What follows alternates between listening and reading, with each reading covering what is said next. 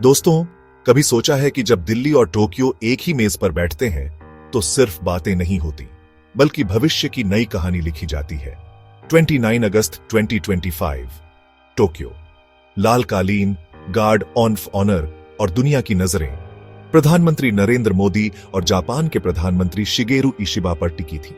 लेकिन असली खबर कैमरों से नहीं, क्लोज्ड रूम मीटिंग से निकली, और वही है जिसे आज हम आपके लिए लेकर आए हैं।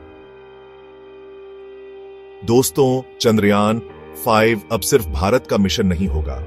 ISRO और जापान की JAXA मिलकर इसे लॉन्च करेंगे। भारत देगा स्पेसक्राफ्ट, जापान देगा रॉकेट।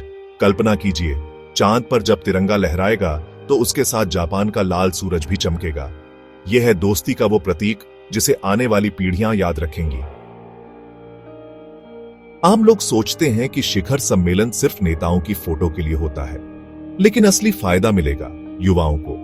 जापान ने वादा किया है कि अगले 10 साल में 5 लाख भारतीयों को पढ़ाई, ट्रेनिंग और नौकरी का अवसर देगा। यानी एक लड़का पटना से टोक्यो टेक यूनिवर्सिटी में पढ़ेगा और एक जापानी छात्र बेंगलुरु में रिसर्च करेगा। यही है असली ग्लोबल फ्रेंडशिप। जापान ने ऐलान किया 68 अरब डॉलर का निवेश भारत में, लेकिन यह सिर्फ सड़कें या फैक्ट्रियां नहीं होंगी। पैसा जाएगा AI, डिजिटल टेक्नोलॉजी, सेमीकंडक्टर और ग्रीन एनर्जी में। मतलब निवेश सिर्फ मुनाफे के लिए नहीं, बल्कि इंडिया को टेक्नोलॉजी का पावर हाउस बनाने के लिए है। यानी भरोसे पर बना हुआ कारोबार।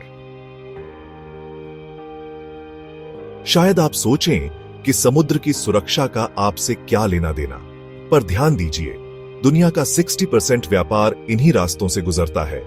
अगर ये रास्ते असुरक्षित हुए तो तेल से लेकर मोबाइल तक सब महंगा हो जाएगा।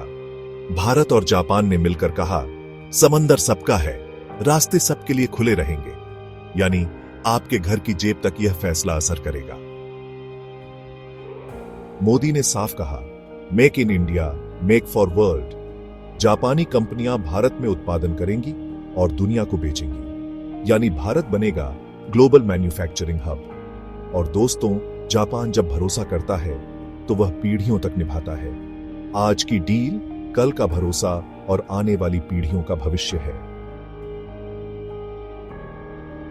तो दोस्तों, यह शिखर सम्मेलन सिर्फ समझौते का कागज नहीं था। यह था भरोसे की नई कहानी, टेक्नोलॉजी की नई उड़ान और आने वाले कल का सुनहरा सपना। भारत और जापान मिलकर कह रहे हैं, हम साथ हैं तो आने वाला कल और भी सुरक्षित, समृद्ध और उज्जवल होगा। याद रखिए, जब दिल्ली और टोक्यो हाथ मिलाते हैं तो उसकी गूंज पूरी दुनिया सुनती है। धन्यवाद।